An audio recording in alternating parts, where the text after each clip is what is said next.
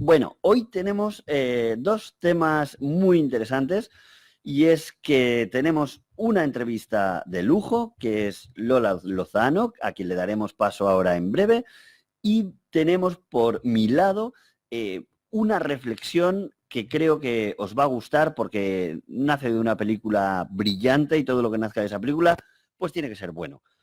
Vamos a empezar primero con nuestro concepto, con nuestro abordaje de estilo directivo, para dar paso después a Lola Lozano, que nos explicará la importancia de la acreditación de las formaciones para elevar el estándar y la dimensión de determinadas posiciones estratégicas en nuestras empresas. En relación con los dos conceptos que vamos a tratar hoy de estilo directivo, hoy lo vamos a ver de la mano de esta película que se llama El último concierto, Late Quartet. A Late Quartet, del director Jaron Silverman, del año 2012. Es una película que de hecho se recomienda en muchos foros de psicología. Yo me la encontré de esas veces que vas zapeando en la 2 y que a veces te atrapa. Me atrapó desde el primer momento, porque esta película trata del recorrido de un cuarteto musical. Entonces, cuando uno cambia y ve de entrada, la historia de un cuarteto musical, hombre, no parece que vaya a ser súper emocionante, pero hay películas que a mí personalmente me gustan mucho de acción, porque me apetece en ese momento, pero otras en las que me apetece to dig deep en el conocimiento de la conducta humana, y en esta película se llega muy profundo en las emociones y en la conducta humana. ¿En qué consiste esta película? Pues cuenta la historia de un cuarteto de absoluto éxito de violinistas y violonchelistas que están 7, 8 meses al año de gira internacional. Son muchísimo éxito, ricos económicamente, no tienen ningún problema, ninguna dificultad. Y el problema que afrontan, como en muchísimas empresas, pues es de carácter de factor humano. Es decir, aquí los cuatro son brillantes y todo ese cóctel de egos es difícil de liderar. Hay uno que es el más brillante de todos, que es el primer violín, que pues para el que no lo sepa en música, yo tampoco lo sabía, parece que el que es el primer violín es el mejor de todos. Entonces él siempre se establece así, ¿no? Él es el primer violín. Entonces el que es el Seymour Hoffman, que hace de segundo violín, pues también quiere entrar, pero no le deja. Bueno, hay toda una lucha de egos entre ellos. Bien, esto al final acaba impactando en las relaciones personales, porque dos de ellos son matrimonio, que después se dejan, ocurre una infidelidad. Por tanto, hay todo, lejos de ser solo una película aplicable al mundo de empresa, también lo es muy, muy recomendable al mundo personal, de la esfera emocional. La verdad es que del principio al final es una película de incalculable valor. El guión es de los guiones más inteligentes que yo he escuchado nunca. Pero hay que cortar en algún punto para ser edificantes. Entonces, vamos a poner ya el primer pase. El primer pase habla ilustra, comento la escena, es una alumna aventajada, brillante, que hace clase con el amigo de su padre, que es el miembro más brillante del cuarteto. Y dice así, ¿la tenemos, José María? Mi padre me dio un consejo, ¿sabes? Debió de ser uno bueno. Era bueno. Deberías aceptar algún consejo de él, tú también. ¿Sí? ¿Cómo qué? Podría enseñarte a ser un poco menos anal.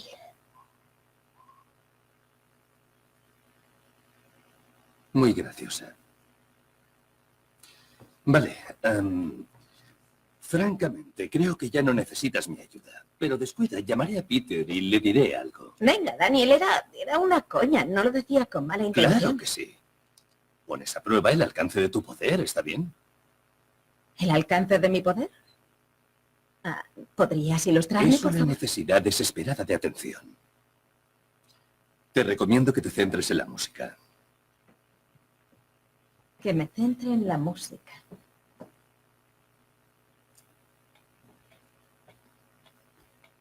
¿Eso es todo? Sí, te habrás dado cuenta del trabajo que se necesita para ser una violinista decente. Y no digamos una buena, y no estás segura de que te valga la pena. De si tienes talento suficiente, si puedes aguantar la presión. Tú y tu violín en un estudio pequeño haciendo progresos minúsculos cada día de tu vida. Por eso formaste tu cuarteto. Creías que resolvería tus problemas. Descubriste que exigía aún más trabajo y está a la merced de otras 3 personas. Dependes totalmente de su modo de tocar, de sus gustos, y cuestionan tu talento constantemente, oyen cada fallo. Y eso le duele mucho a tu pequeño ego. ¿No es cierto?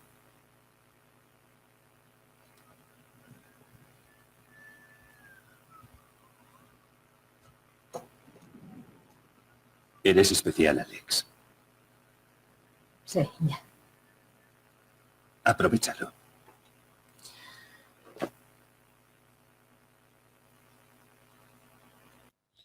Pues hasta aquí.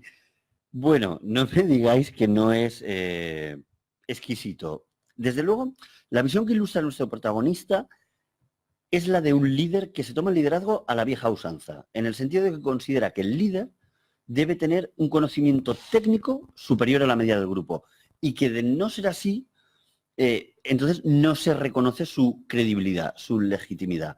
Cuando él dice, oye en cada uno de tus fallos, es una visión negativa donde piensa que todo el mundo te está cuestionando. Entonces es una actitud extremadamente defensiva.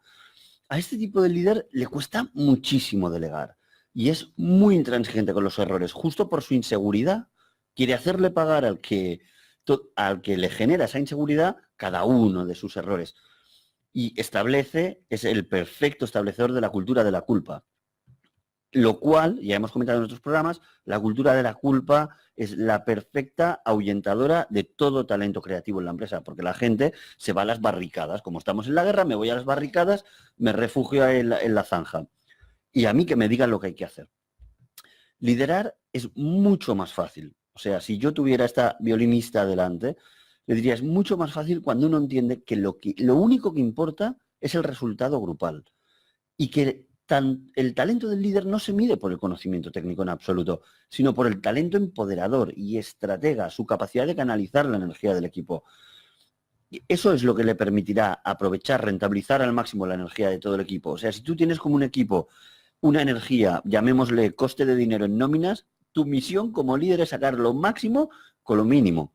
No llegar a propiamente puntual al trabajo, ir con los zapatos limpios, que tú tengas un buen desempeño individual, en nada ayuda al equipo. Se trata de que seas un empoderador del equipo, no un buen técnico. Claro, lo que pasa que en este equipo de violinistas todo es un equipo puramente técnico, es decir, si uno no toca bien, desafina y desarmoniza al grupo, ¿no? Entonces, también hay que entender que en un quirófano, aparte de ser un líder, también tienes que tener una cierta competencia técnica. Esto no lo negamos. Hay equipos en los que el componente técnico es muy importante y si no lo tienes no te genera credibilidad. Pues esto también se ha de considerar. La competencia técnica también es uno de los elementos básicos de la credibilidad. Pero no se trata de querer ser siempre el mejor. Ese es el punto. Cuando uno no es víctima del espejismo del ego, es dueño auténtico de todo lo que tiene a su disposición. Si yo no soy esclavo del ego, soy dueño del equipo, puedo liderarlo. Dice una persona brillante que vendrá en septiembre al programa que cuando uno no es esclavo de sus mochilas emocionales, expresa el talento, hace uso de la empresa con una finalidad empresarial.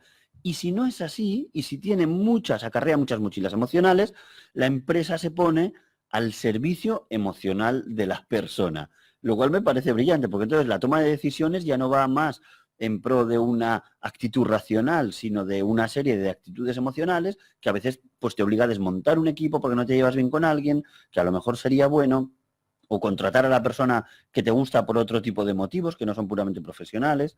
Bueno, es algo apasionante, lo que entraremos más en profundo. Bien, ahora vamos a la segunda fase de la película.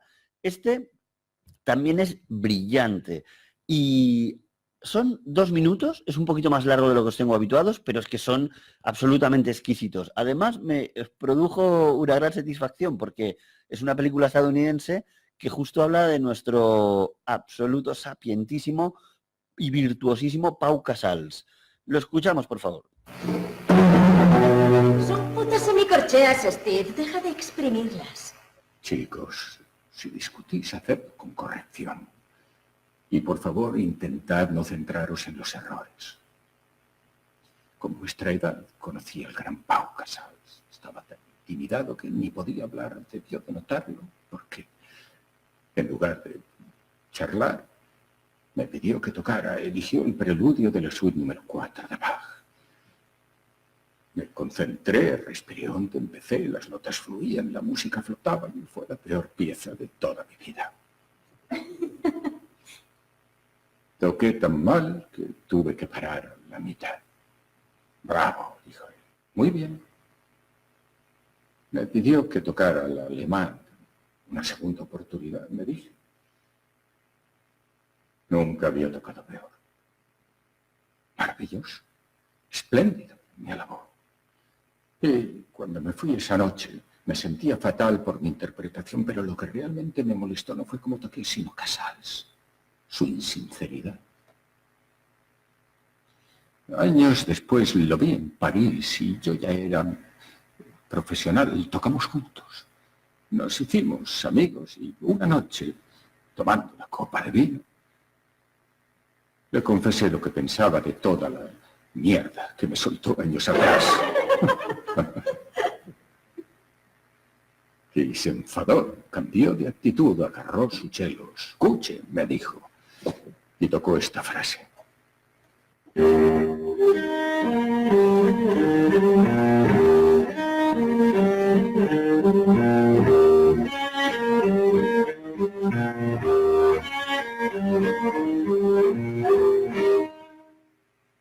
¿No tocó eso? Su digitización, lo hizo usted, y era algo nuevo para mí, era bueno. Y aquí no atacó este pasaje con un movimiento ascendente así.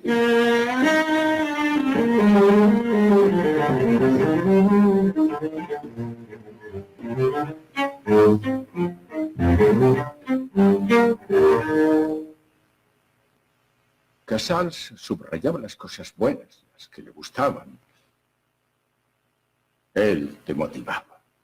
Y el resto, dejádselo a los imbéciles o como queráis llamarlos, que juzgan contando los fallos.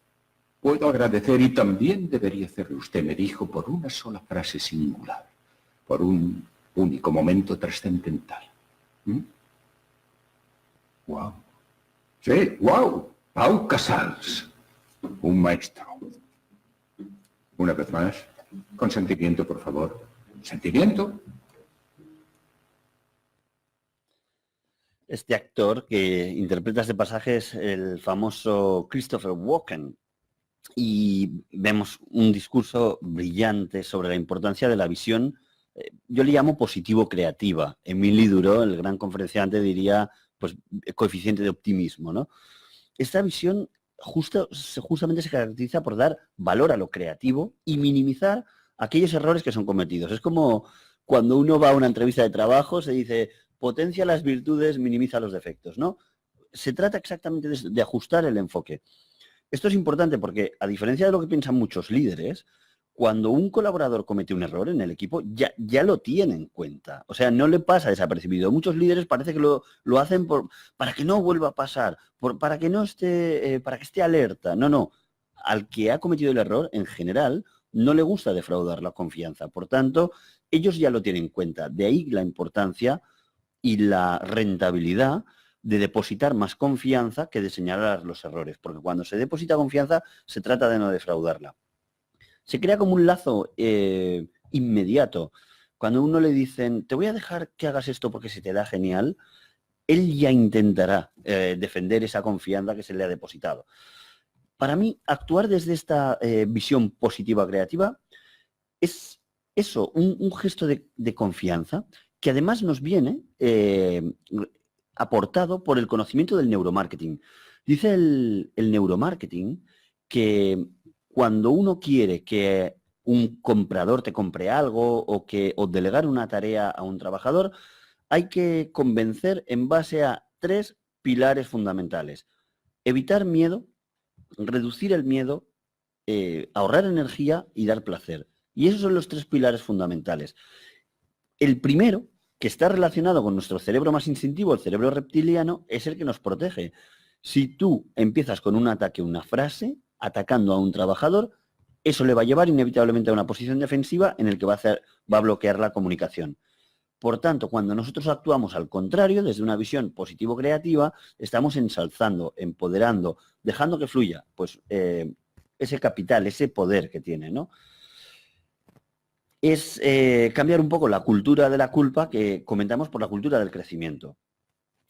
Y bien, hasta aquí nuestras reflexiones. Y ahora vamos a dar paso a la grandísima Lola Lozano. Y para darle la energía que merece, vamos a ir con nuestra melodía.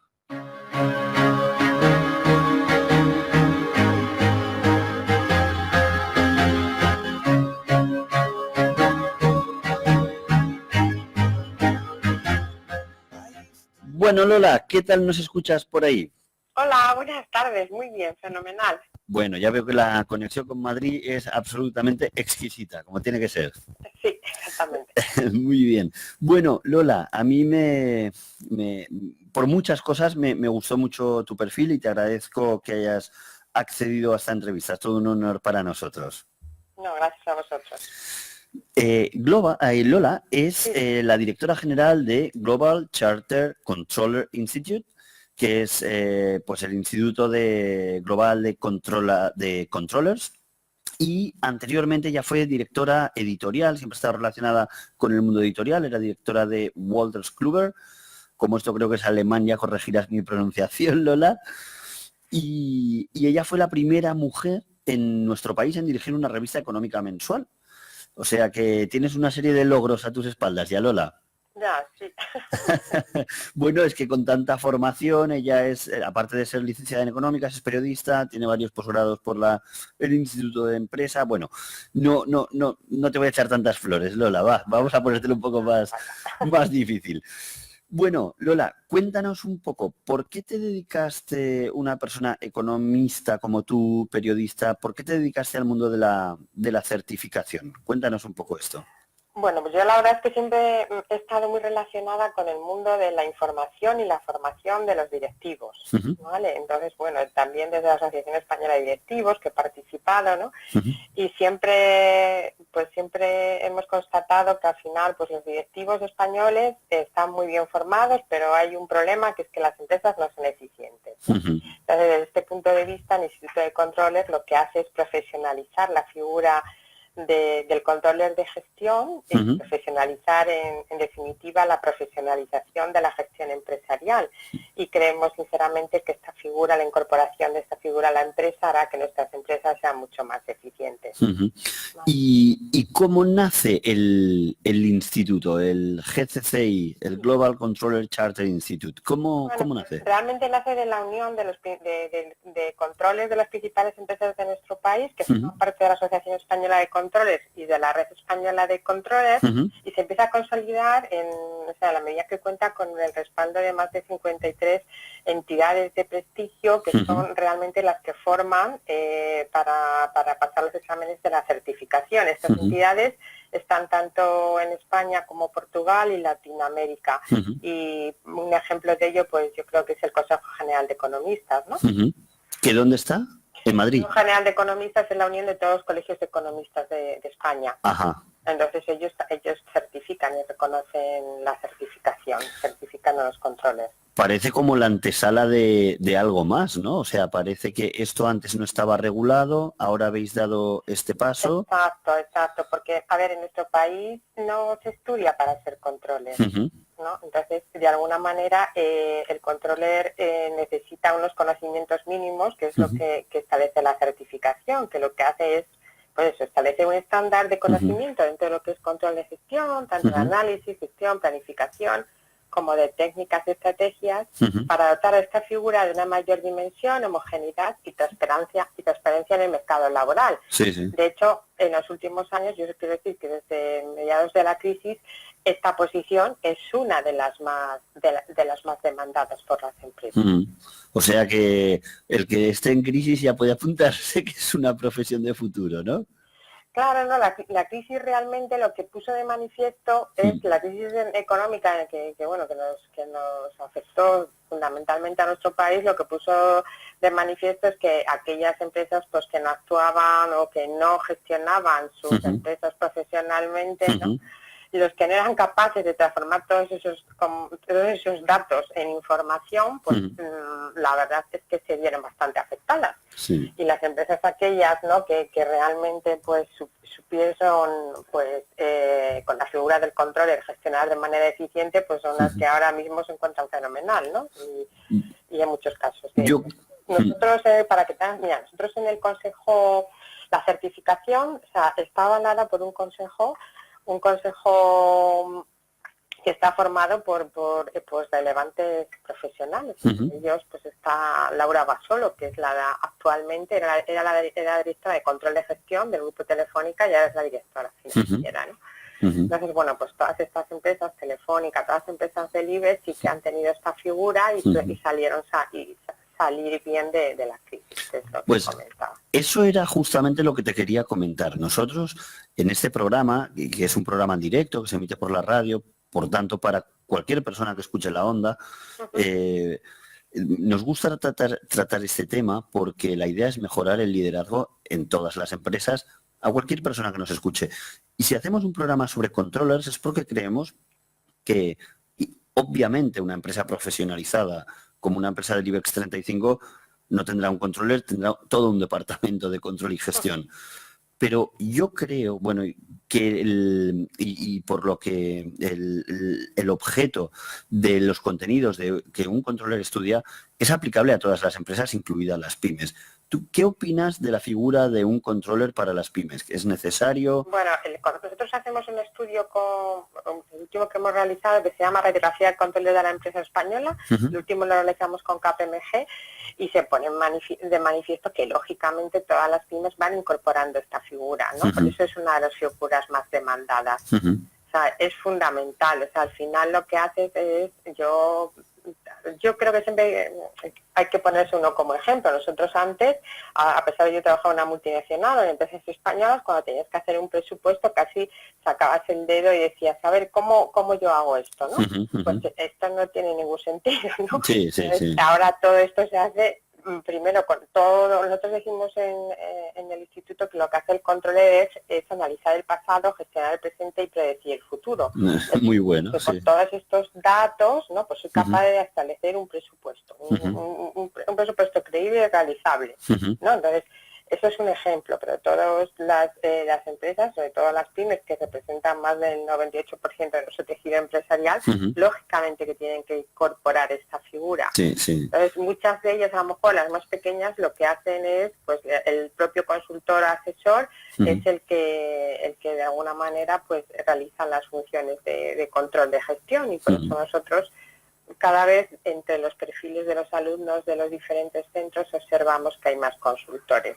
Mira, justamente esa era una de las preguntas a las que iba a ir, pero antes de ir a esa pregunta, quería decir que yo con las pymes creo que es absolutamente vital, porque la pyme se caracteriza por un profundo conocimiento técnico de su negocio, y el que abre una panadería pues sabe perfectamente el proceso técnico de fabricación del pan, de los diferentes productos, pero justamente le falta ese punto. Y no todo el mundo pues tiene las ganas, el deseo, la pasión, la disponibilidad de ponerse a estudiar un programa de dirección de empresas u otro tipo de formación del ámbito de la empresa. Por eso yo creo que la figura del controller es realmente relevante, porque te puede dar una visión muy complementaria desde un punto de vista que el técnico del negocio no ve, por esa célebre frase de que el árbol no me deja ver el bosque, porque está sumergido en su conocimiento técnico y no tiene esa capacidad de abstraerse que tiene el controller y de tener la visión de conjunto. Así que yo creo que para las pymes es de gran valor. Exactamente. Nosotros estamos totalmente convencidos de ellos y de hecho tenemos ejemplos, ¿no? Yo que sé, yo tengo pues un amigo consultor que está en Castilla y León y nos comentaba cómo él asesoraba pues una cadena de ferreterías, que fíjate, esto ya sí que son bastante pequeñitas, ¿no? Y querían instalarse pues en una determinada zona y ellos a través de diferentes KPIs y pues pudieron analizar que no era viable, ¿no? Porque no tenían el público suficiente y podrían hacer pues los objetivos que habían previsto. Sí. Es decir, es fundamental, ¿no? Al final el controller es la figura que yo puedo decir que conoce pues la empresa, tiene un conocimiento 360 y realmente pues es aquella figura o aquel profesional que es capaz de unir pues la operativa a la cuenta de resultados. Sí. Tiene esa visión de conjunto. A mí, mira, ahora que dices este ejemplo de la ferretería, que te lo agradezco porque hablar en lo concreto siempre facilita la explicación. Yo tenía un amigo que me decía una frase muy buena, me decía, el que aprende de la experiencia aprende, pero tarde. Y a lo mejor, si esas personas no hubieran hecho ese asesoramiento, hubieran abierto, hubieran perdido muchísimo dinero. Exacto. Para llegar a una conclusión que a lo mejor visto antes pues se hubiera podido evitar, ¿no? Exacto. ¿Y qué formación tienen la gente que, aparte de los consultores que comentabas ahora, Sí. qué formación tienen vuestro público, la gente que está estudiando estos programas?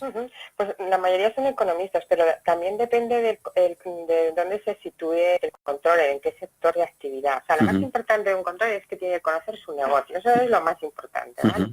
Entonces, ¿qué ocurre? Pues en determinadas empresas, por ejemplo, pues en constructoras, pues el controller es un ingeniero de caminos. Hace poco en uno de los centros, un ingeniero de camino me decía, mira, yo sé mucho de Project, pero realmente esto no hago nada y me gustaría de alguna manera ayudar a la empresa. Entonces, por eso hace este programa de la certificación. Entonces nos encontramos desde matemáticos, que sabes que ahora los matemáticos también pues son muy importantes porque ayudan mucho a todo lo que es la generación de los datos, del Big Data. Entonces tenemos matemáticos, estadísticos, economistas, graduados en NADE, ingenieros, o sea, que bueno, auditores, ¿vale?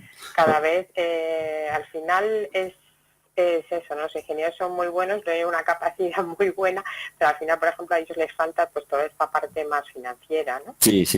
O sea que eso le da como unas competencias transversales, que era un poco lo que te quería preguntar ahora, aparte del conocimiento y de la formación, porque la gente cambia en la vida y lo que estudia con 18 años después puede cambiar. ¿Qué competencias le hace falta a un buen controller? Pues la principal competencia, que es todo lo que has hablado tú anteriormente, son sus competencias, esas son sus habilidades, ¿no? Todo esto que tú que has comentado anteriormente, el liderazgo, la capacidad de negociar, la capacidad de influir, la comunicación es fundamental. A mí me han dicho controles de grandes empresas que ellos al final hacían el presupuesto tomando café, ¿sabes? Entonces es fundamental porque el controller se tiene que transformar en el business partner de la empresa y para ello es necesario que un departamento, ¿sabes? El caso de una empresa de ingeniería que me comentaba la controller cómo fue capaz de que el director de fabricación hiciera finalmente el presupuesto. Se costó muchísimo, pero en la medida que ella ayudó a ese director de fabricación a conseguir y hacer el presupuesto, este director de fabricación, a partir de ese momento, siempre se llevaba la controller, ¿sabes? Ya formaba parte hasta del comité de dirección. En ese momento, cuando ellos ven que tú les ayudas a tomar sus decisiones, a conseguir sus objetivos, es ahí cuando pasamos a lo que es el controller de gestión en el mundo anglosajón y a lo que lo que nosotros preparamos con la certificación, ¿no? La figura realmente más relevante que va a dar mayor valor añadido a la organización, que es el controller como business partner. Exacto, yo creo que esa es la clave, que es un empoderador y no un interventor, ¿no? Y este ejemplo... Eso, tenemos que quitar la idea de esa, cuando yo estudié, que hace ya bastante tiempo, del controller aquel que era el controlaba, que era un poco el auditor. No, eso ya no es así. Es que el nombre no ayuda, ¿eh? Te digo, Lola.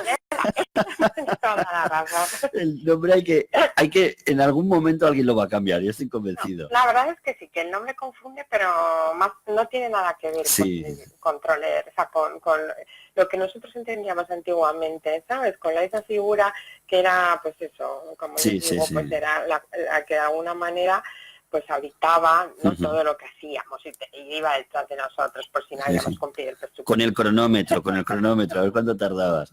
Exacto. Y cuéntame así un poco por encima, cuéntanos Sí. qué contenidos más o menos tienen los programas que vosotros Vale. certificáis. Bueno, vamos a ver. En el Instituto de Controles, como te he dicho, nosotros llegamos a acuerdos con centros de formación de prestigio, que son los que preparan para superar con éxito los 3 exámenes de la certificación, y lo que nosotros hacemos es examinar, ¿no? Entonces, la certificación está formada por 3 niveles y es necesario superar los 3 exámenes para obtener la certificación. El primer nivel, que es pues es el más, el que realmente estabiliza un poco o pone en común pues la parte técnica más básica, pues lo que se habla aquí es de todo lo que es gestión financiera, gestión de costes, presupuestos, reporting, sistemas de información. El nivel 2, pues ya es un paso más, lo que se ve aquí es todo estrategia, cuadro de mando, riesgos, proyectos, habilidades, que habilidades son fundamentales, y al nivel 3 más como una visión 360 del control de gestión. Entonces se ve el control financiero, el comercial, el de marketing, el de distribución, el de fabricación, el de compras, el de recursos humanos y el digital, que este ya es fundamental en la medida que muchas empresas ya facturan más por la tienda online que sí. la física. Sí. Pues es que estos contenidos que dices, en realidad es como una mini MBA, si le quieres llamar así. O sea, realmente es muy transversal, tocan un poco todas las áreas de la empresa, ¿no? Exacto. O sea que... Sí, porque al final el control lo que hacen en las empresas mucho más avanzadas, el control de gestión es un departamento staff que que depende directamente del CEO de la dirección general, ¿no? Y es al final quien le ayuda a tomar decisiones al director general. Y yo creo, me da la impresión que muchos controllers pues acabarán siendo directores generales porque han tenido esa visión integral, ¿no? Esa visión holística de la empresa y cuentan con las habilidades un poco. Hoy justamente aparece en La Vanguardia que el nuevo presidente de UNOSA era el director de control de gestión de UNOSA. Claro, sí, es que tiene mucho sentido. El nuevo presidente pasa lo mismo en Indra, o mira el caso de Laura, que era la directora de control de gestión, y ahora es la segunda del grupo Telefónica. Sí, es que es la formación, yo creo, eso, los programas MBA, o sea, son formaciones muy transversales que te dan una visión de conjunto muy, muy valiosa. Claro. Bueno, pues aquí lo que tendremos que hacer, Lola, es poner en valor la capacidad de liderazgo y de controlling, no voy a decir de control, y vamos a tener que organizar un talent show para prestigiar la capacidad de liderazgo, que hoy en día todo es espectáculo musical y no se le da valor a esto. Es una broma, pero que la tengo ahí, la tengo ahí en mente. Bueno, la verdad es que al final los controles pues son personas que como son muy humildes, es decir, que saben escuchar, que eso es fundamental, la capacidad de escuchar, de ayudar a los demás y con estas grandes habilidades, ¿no? Sí. Eso es fundamental. La humildad es clave para abrirla, ser accesible. A los demás. Si no eres humilde, difícilmente, ¿no? Puedes establecer ningún vínculo. Sí. ¿Y qué le recomendarías entonces a una empresa que no contara con un controller en sus filas? ¿Qué le dirías? Bueno, pues yo creo que al final es que es muy sencillo. O sea, al final las empresas tienen que profesionalizar la gestión, ¿no? O sea, tú tienes que tomar decisiones en base a una información. La empresa al final tiene muchos datos, la cuenta de resultados, el P&L, el balance, te imaginas y todo lo que genera el Big Data, tiene muchísimos datos, pero esos datos los tienen que transformar en información. Y esa información, y esa transformación quien la hace es el control. Entonces es fundamental, ya no se puede uno gestionar en base a la experiencia, ahora vivimos en un mundo más global, una economía mucho más globalizada, ¿no? Entonces es necesario pues que esta figura pues forme parte de la empresa. Y aquellas que son más pequeñas, pues lógicamente, pues como te digo, los asesores también y los también te ayudan. Sí, exacto. Bien sea de manera interna o de manera externa, Exactamente. pero que cuenten con esa visión enriquecedora, ¿no? Exacto. Y esa secuencia de datos, información, conocimiento, decisiones es el ABC de una empresa profesional. Y si alguien hace vuestros programas, los programas que vosotros certificáis, ¿qué beneficios tiene? El otro día, en el último programa que hicimos, nos quedamos impresionados con una arquitecta que decía que gran parte de su éxito se había debido al asociacionismo, que gracias a una asociación, concretamente la Asociación Española del Lujo, pues a ella le dio entrada a mercados que a lo mejor no hubiera podido y que se sintió menos sola, ¿no? Como emprendedora. Entonces, ¿que vosotros ofrecéis algún tipo de asociacionismo a la gente? Claro, una vez que tú eres, como cualquier certificación profesional, una vez que tú ya estás certificado, tienes que mantener la certificación en el tiempo. Entonces, esto al final va a hacer que que el instituto, ¿no? Lo que hace es que promueve una serie de actividades, sobre todo de formación continua.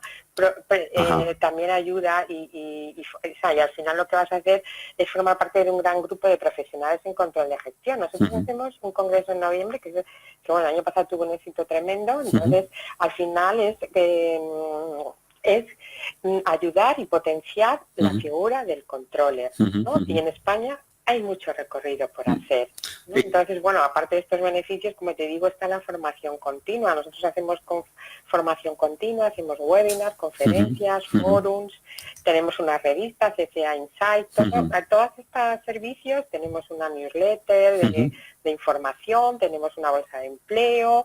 Bueno, realmente es que realmente pueden acceder a una serie de servicios y sobre todo, como tú dices, en la medida en que los controles estudian, como te digo, pues para en la universidad, es una manera de potenciar y defender esta figura que muchas empresas todavía no se entiende bien. Entonces, entre todos, lo que hacemos, como te digo, es darle mayor valor a esta figura que consideramos que es indispensable en las empresas y organizaciones. Pues, ahora has dicho un punto clave, decías en España, ¿es que en el extranjero está más reconocida?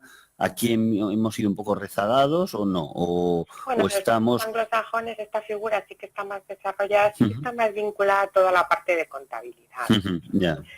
Pero sí que está más reconocida, sí que existe, o sea, el controller ya no solamente, pues eso, se encarga de controlar el coste, sino que también participa, como decimos nosotros, en los ingresos, ¿no? Sí, estratégicamente, exactamente, en la medida que forma parte y ayuda a definir la estrategia. Entonces, lógicamente, esta gestión profesional de las empresas y de las organizaciones, pues está un poco más desarrolladas en el mundo anglosajón que en el nuestro. Bueno, pero tampoco estamos tan mal, ¿no? Estamos... No, es que, sobre todo hay que salir fuera. Yo cuando estuve fuera viviendo me di cuenta, o sea, que es que los profesionales de nuestro país no es que sean buenos, sino lo siguiente. Además tenemos unas grandes capacidades, sobre todo pues tenemos una gran inventiva que es fundamental. Cuando trabajas en una multinacional y estás relacionada con otros países, te das cuenta que realmente somos muy buenos. Somos muy buenos. Es que esto es así. Pues bueno, pues todos estos valores y esta gran capacidad técnica que todos tenemos, pues de alguna manera se tiene que fluir para conseguir que estas empresas sean más eficientes. Pero se tiene que estructurar, exacto, y se tiene que de alguna forma constatar esa brillantez, esa capacidad. Y si alguien quisiera estudiar uno de los programas que vuestro instituto certifica, más o menos, ¿qué ofertas hay? ¿Entre qué precios hay? ¿Qué horquillas? Porque esto dependerá de los centros. Bueno, como nosotros llegamos a acuerdos con centros, para que tengas una idea, mira, la semana pasada la Universidad de Lleida llegó a un acuerdo con el Instituto Financiero, con IFA, para hacer programas que preparan para la certificación en Barcelona. Ya la Universidad de Lleida es uno de los centros acreditados por nosotros y su máster de contabilidad y auditoría y control de gestión ya prepara para la certificación. ¿Vale? Entonces, bueno, en nuestra página web... ¿Cuál es vuestra página web?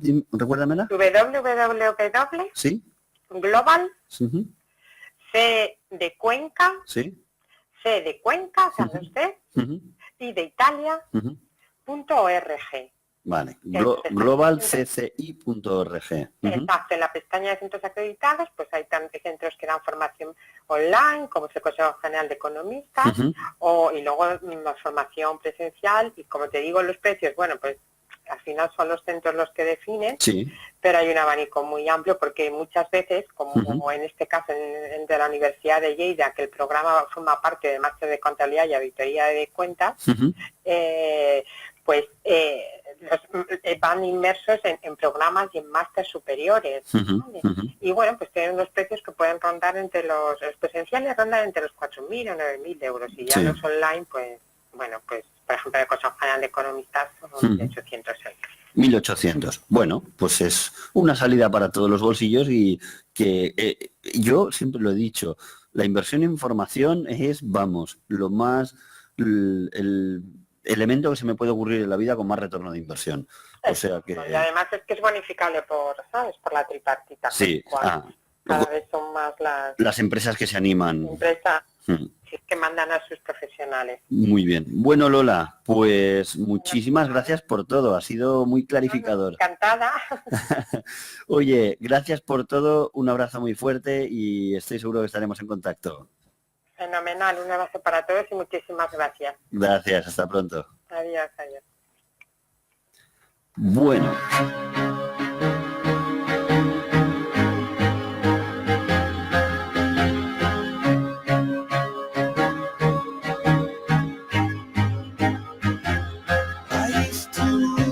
Bueno, pues aquí hemos acabado con nuestra entrevista absolutamente ilustrativa de cómo determinadas formaciones pueden ser de muchísimo valor para reforzar el liderazgo competente en nuestras empresas. Y ahora pasamos a nuestra sección de la consulta.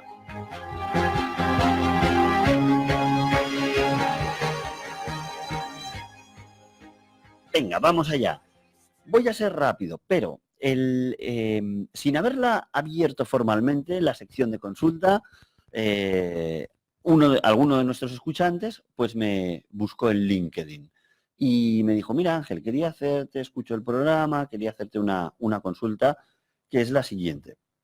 Me dice, estoy en una empresa y vivo una situación muy difícil con mi jefe porque hacemos una reunión cada mañana a las 10. Y repasamos un poco los proyectos que llevamos a cabo y bueno, lo que teóricamente debería ser una reunión para pues hablar de los proyectos, decir qué hace cada uno y en qué se van a centrar y si necesitan algo de otro compañero, pues se transforma en una guerra sin cuartel, porque entonces el jefe entra, el líder, el responsable del equipo, y lo que hace es empezar a poner todo un equipo contra la persona que ha cometido el error de turno, ¿no? Oye, pues esto nos ha hecho bien. Oye, pues aquí, y utiliza dos cosas que me han parecido de mucho valor y las quiero comentar por la radio, porque si alguno de nosotros liderando, y yo he dirigido equipos y a veces utilizamos frases que no son lo más acertadas, pues para eso está este programa. Este programa está solo para contribuir a mejorar el liderazgo y esto es algo vital, algo en lo que se aprende. No hay cultura de la culpa, hay cultura del aprendizaje y eso también es para el propio líder. O sea, no se hacen las cosas mal, se hace lo mejor que se puede con la información que se dispone. Entonces, pero quiero decir estos dos puntos para que si uno lo utiliza en su día a día, pues resuene en su interior y piense, bueno, alguien me ha dicho que no es lo más útil, vamos a cambiarlo. Bien, lo que hace este jefe, una de las cosas que hace este líder de este equipo es utilizar el presente continuo manipulador. Es decir, si un trabajador se equivoca, dice, es que como venimos equivocándonos en los últimos meses, hombre, si por error entendemos acciones no realizadas con éxito en el primer intento, yo creo que el tema no se trata de no tener errores, porque es una consecuencia humana, sino de bajar la tasa. Estamos de acuerdo. O sea, el tema es el porcentaje. Claro, y ahí voy a la frase de la peli que, mira, me cuadra muy bien con la frase de la peli que hemos visto hoy. Si yo solo miro las notas en las que te equivocas cuando tocas el violín, ¿cuál es mi capacidad de motivarte?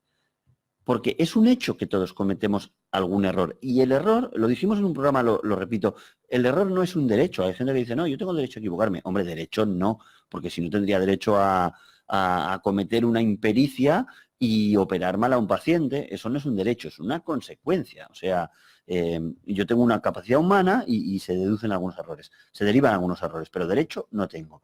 Entonces, el trabajador, en general, no le pasa desapercibido el error. Otra cosa es que pueda sucederle, que no lo haya percibido y yo se lo pueda comentar, pero desde una onda de empatía, desde una onda constructiva. Entonces, ellos lo que me decían es que utiliza el presente continuo manipulador. Si alguna vez utilizáis el presente continuo, yo os invito a que lo quitéis, porque es inevitable y yo estoy seguro de que si se lo decís a un trabajador, su cara cambia. O sea, si tú le dices, es que como hemos venido haciendo lo que nos ha dado la gana en los últimos meses, a ver, venido haciendo lo que ha dado la gana los últimos meses, estás hablando de que han pasado 2 cosas en 6 meses, exactamente. El presente continuo es para decir que en algo hay una habitualidad marcada, una reiteración, una voluntad de equivocarse y estoy... Vamos, en pocos equipos encuentras ese tipo de voluntad. Aquí también hemos dicho en este programa que cuando hay un trabajador saboteador o se reconduce o se estudia una sana estrategia de desvinculación. Pero para lo que no sea un trabajador saboteador hay que intentar tener un espíritu constructivo.